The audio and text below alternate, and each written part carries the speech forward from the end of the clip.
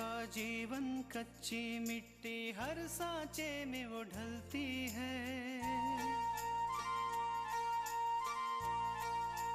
हो उसका जीवन कच्ची मिट्टी हर सांचे में वो ढलती है। देती है जग को जियारा खुद बाती बन जलती है। अपनों के नाम वो कर जाती है।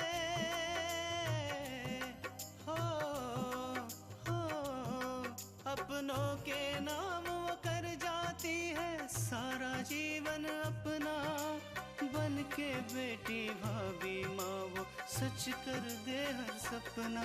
सुकन्या सुकन्या सुकन्या हमारी बेटियाँ। कैसी आप भाभी? ठीक हूँ। और आपकी तबीयत कैसी है? अच्छी है। माँ जी की तबीयत ठीक नहीं है, वो अपने कमरे में आराम कर रही हैं। एक काम करो, तुम जल्दी से डॉक्टर बुला लो, नहीं तो प्रॉब्लम बढ़ ना जाए। अपूर्व को बर्बाद करने के लिए सबसे पहले हमें ये जानना होगा कि वो ऐसे कौन से क्लाइंट्स हैं जो अपूर्व को बिजनेस देते हैं। तुम्हारी दुर्गा मौसी और गंगा आ गई है। क्या मौसी आई है? कब? अगर विराज हमारे साथ खाना खाता तो आकांक्षा को अकेले खाना पड़ता ना। आकांक्षा एक दिन अकेले खाना खा सकत रहा है।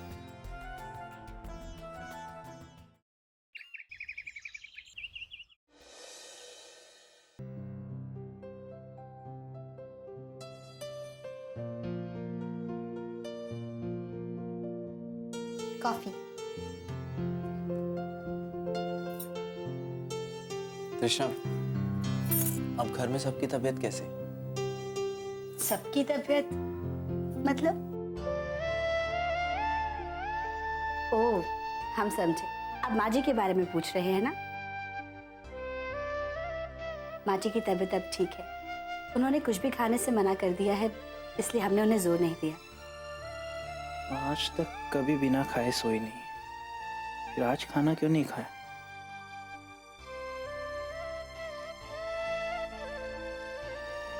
अपूर्व, क्या सोच रहे थे आप? नहीं, कुछ नहीं।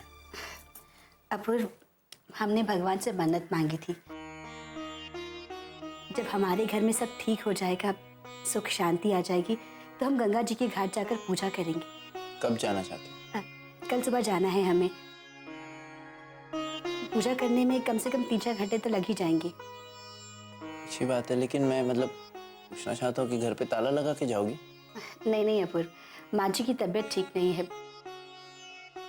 उन्हें हम अपने साथ नहीं ले जा सकते, वो घर पर ही रहेंगे।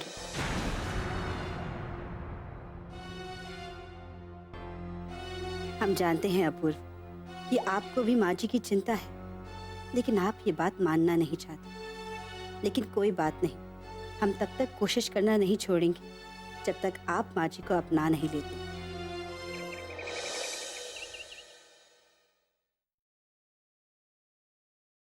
गुड मॉर्निंग भैया। गुड मॉर्निंग भाभी। Good morning Shailu, good morning. भाभी, ये आपके लिए गर्मा गर्म चाय। चाय मेरे लिए? हाँ भाभी, और भैया के लिए भी। मैंने सोचा क्यों ना आज आप दोनों को अपने हाथों की बनी हुई चाय पिलाऊं।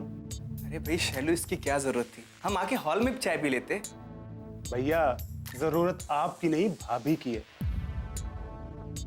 भाभी अगर दिन भर घर का सारा काम कर सकती हैं, चाय नाश्ता खाना बना सकती हैं, तो क्या उनको हक नहीं कि वो आराम से अपने कमरे में बैठकर एक कप चाय पी सके? क्यों भाभी?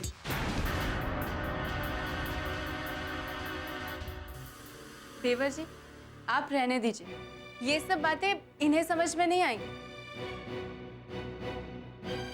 इनके लिए तो जैसे मैं हूं ही नहीं। देखो भाई शैलू, जब तक तुम इस घर में हो तब तक अपनी भाभी का ख्याल रखो। वैसे तो मैडम को हमेशा मुझसे प्रॉब्लम रहती है। अब भैया चाय तो पीजिए। अरे नहीं शैलू, एक्चुअली मुझे देर हो रही है, मुझे जाना है। अब भैया, अगर आप बाहर जा रहे हो तो मैं भी आपके साथ चलूं? अब देखो भाई शैलू, मैं बाबूजी के किसी जरूरी काम से बाहर जा रहा हूँ और दोपहर को उन्हें मुझे पिक भी करना है। एक काम करो, तुम मेरे साथ कल चलना। ठीक है भैया। पूजा, दोपहर को बुआ जी आ रही हैं, तुम एक काम करो, कुछ अच्छा सा खाना बना। अच्छा शैलू, मैं चलता हूँ। जी भैया।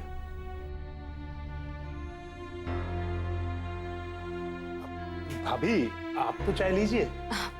क्यों नहीं? अच्छा शैलू, तुम भी चाय लो, बैठो। नहीं भाभी, आप आराम से चाय पीजिए, मैं खड़ा रहूं।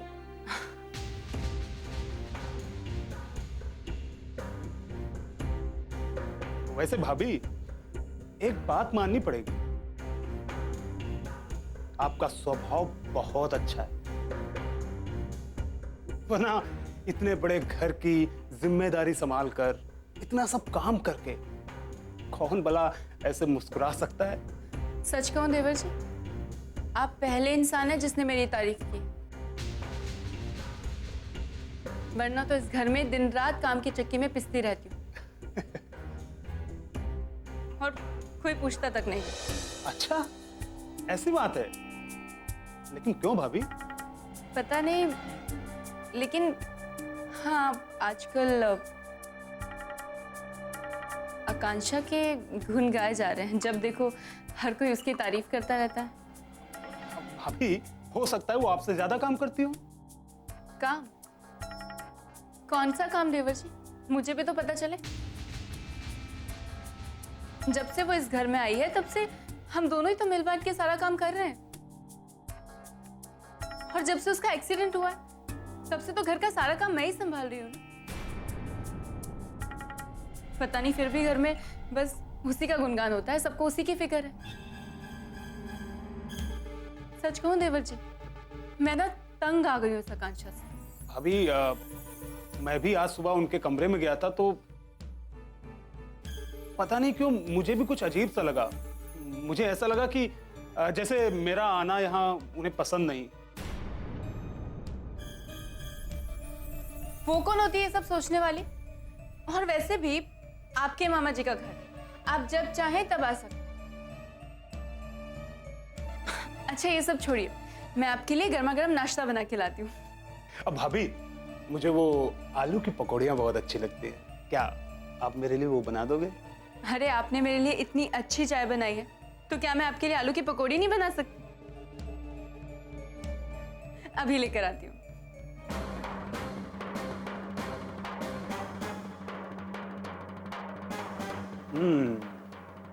तो ये बात है। पूजा भाभी और आकांक्षा भाभी में 36 का आंकड़ा है। फिर तो शैलू तेरी निकल पड़ी। पूजा भाभी और आकांक्षा भाभी की लड़ाई का फायदा उठाओ और इस घर में आराम से रुक जाओ।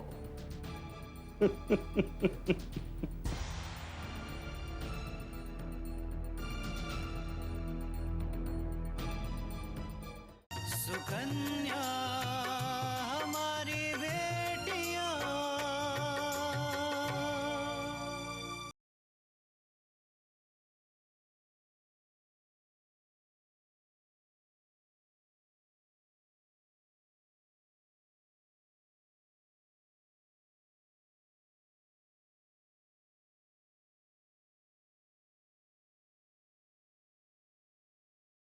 सुकन्या हमारी बेटियां।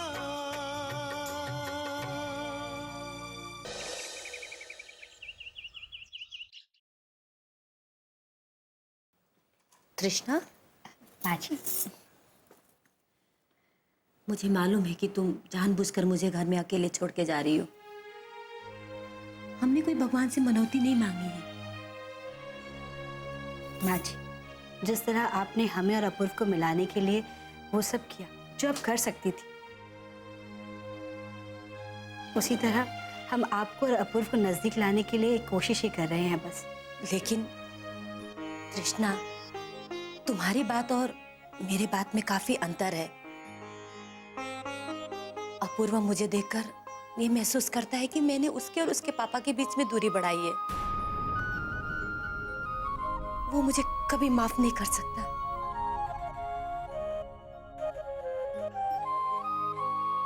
हम मानते हैं ये मुश्किल है, लेकिन ये नामुमकिन नहीं है। हमें अपने ऊपर पूरा भरोसा है माँ जी। लेकिन ये सब करने की क्या जरूरत है? अच्छा ठीक है, तो फिर मैं भी तुम्हारे साथ मंदिर चलती हूँ। मैं भी भगवान से प्रार्थना करूंगी, तो हो सकता है कि भगवान मेरी सुन ले और मेरे और अपूर्वा के बीच सब कुछ ठीक कर दे। माँ जी, आपकी तरफ से प्रार्थना हम कर लेंगे, लेकिन आपको आज यहाँ रहना है हमारे बिना, क्योंकि अपूर्व अच्छी तरह से जानते हैं कि आपकी तबीयत ठीक नहीं है और हम देखना चाहते हैं कि वो आपको छोड़कर ऑफिस जा पाते हैं या नहीं। ठीक है। देखो बेटा, जो भी करना सोच समझ के करना। कहीं ऐसा ना हो कि मेरे कारण तुम दोनों के बीच में फिर से मनमुटाव हो जाए। नहीं माँ जी, ऐसा बिल्कुल नहीं होगा। अभी आप कमरे में जाइए और आराम कीजिए, अपूर्व आते ही होंगे।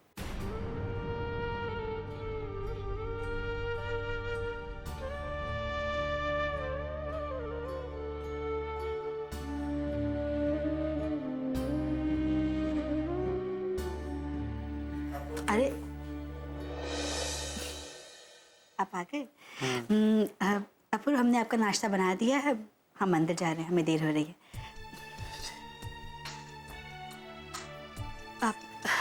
अपूर्व, वो हम सोच रहे थे कि अगर आप जल्दी से नाश्ता कर लें और तैयार हो जाए तो ऑफिस जाते वक्त हमें गंगा घाट तक छोड़ सकते हैं। वो क्या है ना, यहाँ से बाहर जाने के बाद ऑटो नहीं मिल पाता है और ज़्यादा वक्त लग जाएगा। आपके साथ जाएंगे तो आराम से चले जाएंगे। अगर मैं तृष्णा के साथ चला गया तो घर में कोई नहीं होगा, और इंसानियत के नाते भी बीमार आदमी को छोड़कर जाना ठीक नहीं है। क्या हुआ, क्या सोच रहे हैं आप? दरअसल तृष्णा, मैं अभी नहीं जा सकता हूँ। मुझे 2-3 फोन करने निकलने से पहले, मैं उसके बाद जाऊंगा। ठीक है? हमें पता था अपूर्व, माँ जी को अकेले छोड़कर आप नहीं जा सकते। ठीक है, फिर हम निकलते हैं। अब आपकी तरफ से भी भगवान से प्रार्थना कर लेंगे।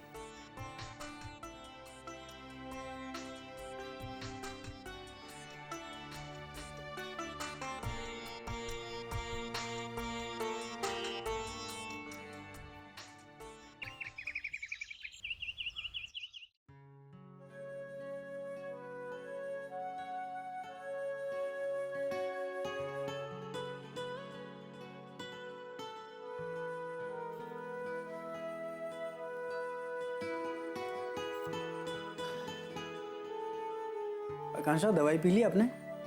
जी हाँ।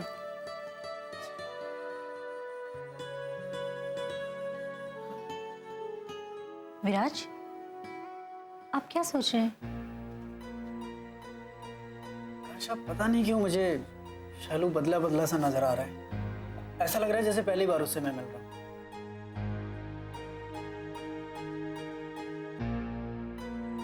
मैं कुछ समझी नहीं। आकांक्षा, पहले वाले शालू और इस वाले शालू में जमीन आसमान का फर्क है। हाँ, ये बात सही है कि हम काफी समय के बाद मिल रहे हैं, लेकिन इतना बड़ा बदलाव। पहले वाला शालू बहुत ही कम बोलने वाला, शरीफ सा लड़का हुआ करता था, लेकिन अब तो उसकी जुबान बंद होने का नाम ही नहीं लेती। बिना बात सब किसी की तारीफ करता रहता है वो। पता नहीं क्या हो गया उसे। विराज, हो सकता है आप जो कह रहे हैं वो सही हो, लेकिन मैं तो उनसे पहली बार मिल रही हूँ और मुझे लगा शायद उनका स्वभाव ऐसा ही है। आकांक्षा, मैं मानता हूँ कि जब कोई इंसान कोई बहुत बड़ा राज छिपाता है या अपनी कमियां छिपाने की कोशिश करता है, तो वो बिना वजह बोलता है। सुकन्या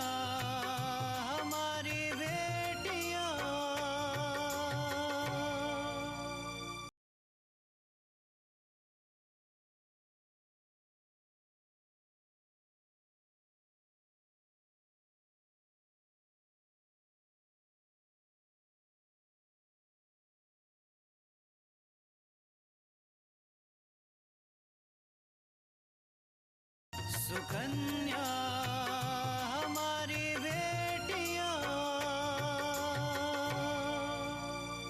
ये अपनी कमियां छिपाने की कोशिश करता है तो वो बिना वजह बोलता है और किसी न किसी की तारीफ करना शुरू हो जाता है या बिना वजह हंसता है। आकांक्षा, कहीं ऐसा तो नहीं कि शालू हमसे कोई बात छिपा रहा हो? ये बात तो शैलू या बुआ जी ही बता सकते हैं। वैसे विराज, बुआ जी कब आ रही हैं?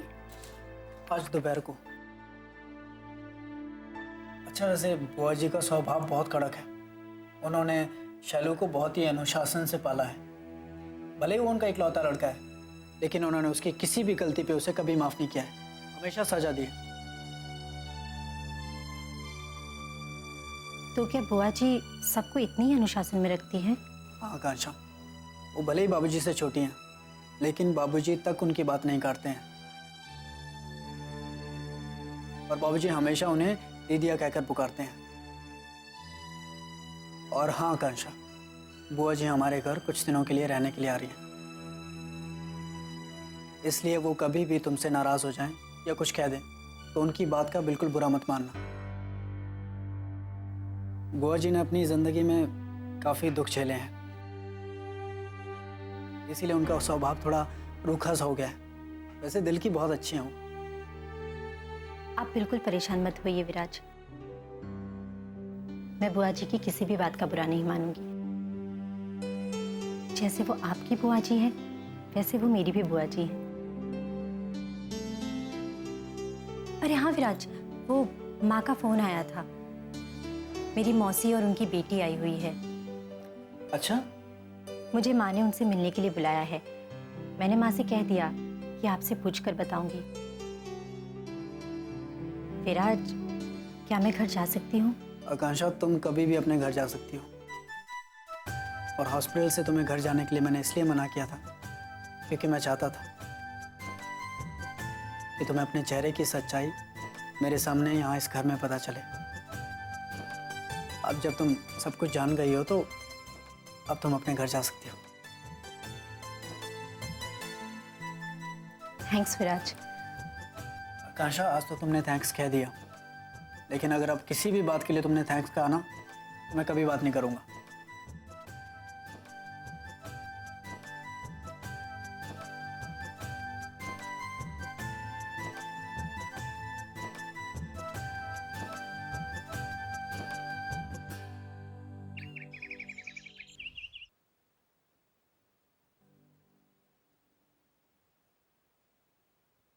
जब तक तृष्णा आती है तब तक मैं सूप बना लूं। वैसे भी मैंने बहुत दिनों से कुछ बनाया नहीं और तृष्णा देखेगी तो बहुत खुश हो जाएगी।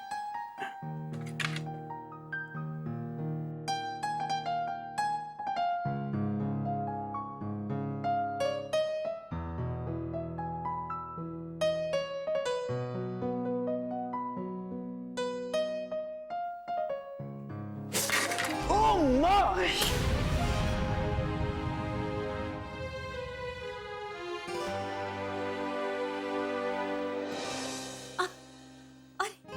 ये तो खून बह रहा है। इसको कस के पकड़े रहना बेटा।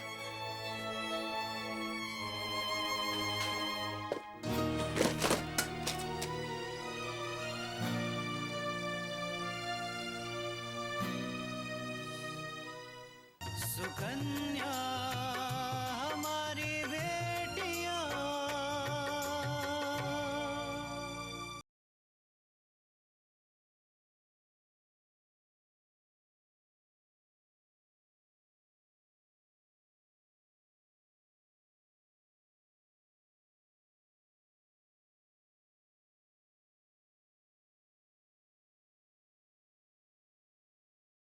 सुकन्या हमारी बेटियां। इसको कस के पकड़े रहना बेटा।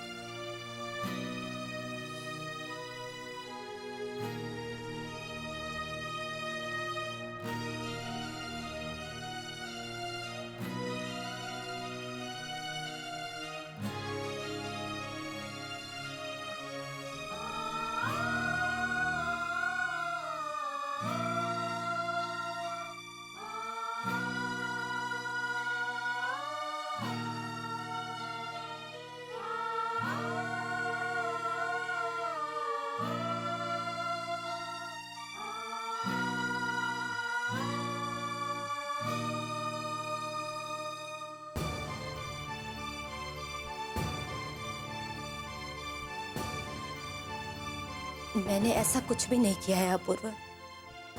वही किया है जो हर माँ करती है।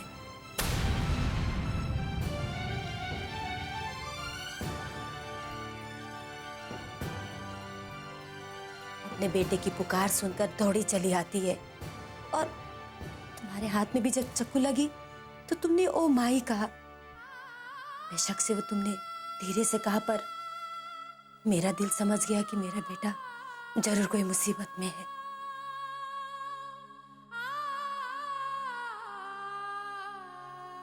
अब ये मत समझना कि ये सब करके या कह के मैं तुम पर हक जताने की कोशिश कर रही हूं।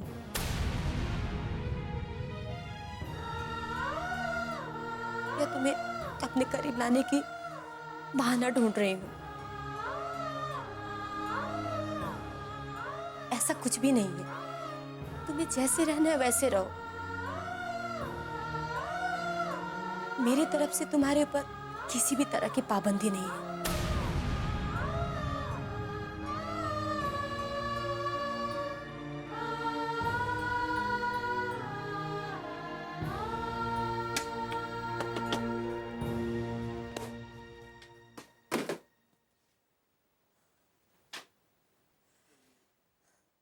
तृष्णा थोड़ी देर में आ जाएगी।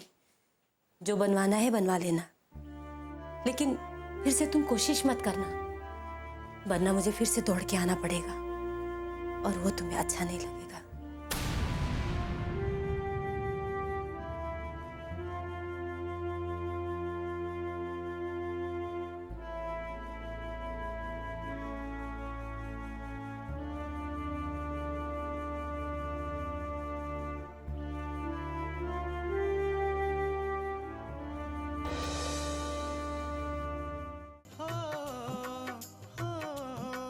अपनों के नाम वो कर जाती है सारा जीवन अपना, बन के बेटी भाभी माँ वो सच कर दे हर सपना।